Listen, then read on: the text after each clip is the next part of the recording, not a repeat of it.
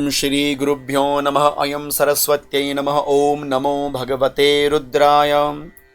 आप समस्त शिव साधकों को प्रणाम। आप सभी को प्रेम भरी ओम नमो भगवते रुद्राय। मैं पंडित गिरीशचंद्र शास्त्री आप सभी को ओम बिल्वेश्वराय नमः। ओम नमो भगवते रुद्राय। अपने पितरों की संतुष्टि के लिए एक पुत्र बहुत प्रकार से कुछ न कुछ विशेष करता है। कोई गया जाता है, कोई पुष्कर, कोई तीर्थों में जाकर पितरों के लिए श्राद्ध तर्पण इत्यादि, कोई श्रीमद् भागवत महापुराण, अनेक अनेक प्रकार से पितरों की संतुष्टि के लिए कार्य करता है। लेकिन मैं कहूं कि यदि 23 अगस्त को, जिस दिन शनिश्चरी अमावस्या है, शनिवार के दिन है, दूसरा कुशोत्पाटिनी अमावस्या है, उस दिन जड़ के सहित ओम हुम पट स्वाहा करते हुए कुशा को संग्रहित किया जाता है और आगे के लिए देव पितृ कार्य के लिए कुशा को रखा जाता है। और ऐसे में यदि आप कुशोत्पाटिनी अमावस्या जो 23 तारीख को 11:30 बजे तक, सुबह तक हमें प्राप्त हो रही है, ऐसे में यदि आप अपने पितरों के लिए 5 कार्य कर ले तो बोलो क्या घाटा है? कहीं जाने की आवश्यकता नहीं है ना महादेव आपके पास। बस ऐसे 5 कार्य कर डालो कि बस आपके सारे पितृ प्रसन्न चित्त हो जाएं। क्या करना है, ध्यान से सुनिएगा। प्रथम कार्य आपने करना चाहिए तर्पण। सुबह जल्दी से स्नान इत्यादि करो, एक लोटा लो, उसमें जल भरो, गंगा जल डालो, काला तिल डालो, दुर्वा डालो या कुशा डालो, गाय का कच्चा दूध डालो, काला तिल इत्यादि डालकर पीपल के पेड़ के पास जाएं और पितृ तीर्थ बनाकर, देखो ये अंगूठी वाला जो भाग होता है पितृ तीर्थ होता है, और अपने पितरों के लिए जो भी दिवंगत पितर है उनके नाम की जल धारा अपने अंगूठे से धार दो, जड़ में पीपल के चढ़ाते रहो। शास्त्र कहता है कि यो अश्वत्थम अर्चेद विष्णु मुदकेन समन्ततः कुलानाम युतम तेनो तारितम शान संशय।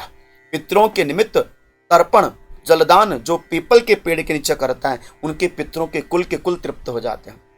दक्षिण की ओर करते हुए मुख आपने तर्पण करना चाहिए और एक दक्षिणाभिमुखी दीप दक्षिण की ओर मुख करते हुए एक दक्षिण दिशा की ओर मुख करके आपने दीपदान करना चाहिए। पहला कार्य संपन्न कर डालो। दूसरा कार्य अपने पितरों के लिए दान करो, चाहे जल का दान, तिल का दान, दूध का दान, वस्त्र का दान, अन्न का दान। दूसरा काम अपनी श्रद्धा से आपने जरूर करना चाहिए।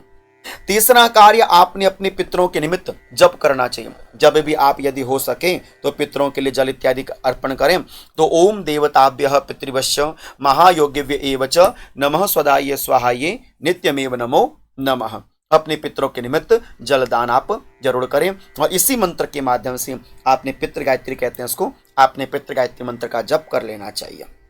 चौथा कार्य आपने गाय माता को हरा चारा देना चाहिए, गाय माता की सेवा करनी चाहिए, यह आपने विशेष कार्य करना चाहिए। लेकिन सर्वोत्तम कार्य वो है भगवान शिव का पूजन अपने पितरों के लिए करने।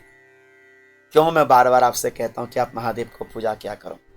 कैसे जड़ में जल देने से पूरी की पूरी शाखाएं पत्ते पत्ते तृप्त हो जाते हैं, ऐसे महादेव पर आप जिस निमित्त जल अर्पण करेंगे महादेव आपका वह जल वहां तक पहुंचाने का काम करते हैं। क्योंकि समस्त पित्र हैं, समस्त देव हैं, सब महादेव के पास से तो हैं।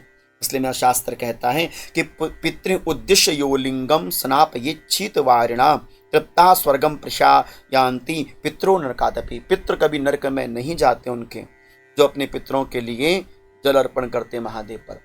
और अमावस्या का दिन है, क्यों नहीं महादेव के निमित्त, पितरों के निमित्त आप महादेव पर जल अर्पण करें। तो जल और काले तिल से आप महादेव पर पहला तो अभिषेक करें अपने पितरों के लिए, दूसरा अभिषेक करें दूध से, पितरों की प्रसन्नता होती है। तीसरा आप करें कुशा।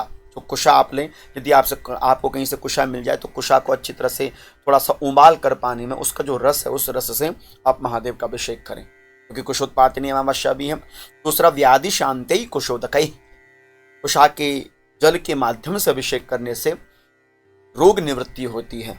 इसलिए आप यह कार्य अपने पितरों के लिए करें। अब और क्या क्या करें, महादेव के निकट बैठकर आप अपने पितरों की शांति के लिए पितृ गायत्री का जो मैंने आपको मंत्र दिया वह जपें।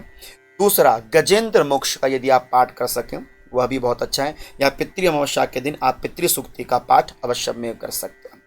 ध्यान रहे कि अमावस्या में भी पितरों का पूजन भी होता है और देव पूजन भी होता है, यह दोनों कार्य आपने अवश्य में करने चाहिए। कई लोग अमावस्या के दिन देवताओं का पूजन करते नहीं, तो ऐसा मन में बिल्कुल भी भाव लेके ना रखें, देव पूजन सदैव करते रहना चाहिए।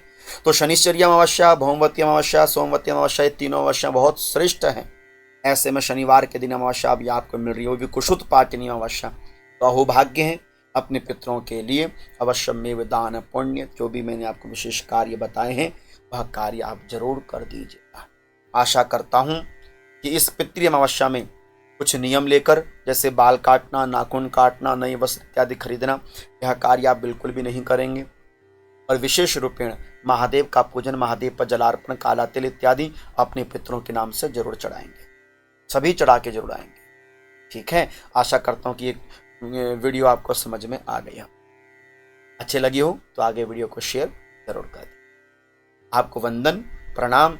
ओम नमो भगवते रुद्राय, ओम नमो भगवते रुद्राय, ओम नमो भगवते रुद्राय।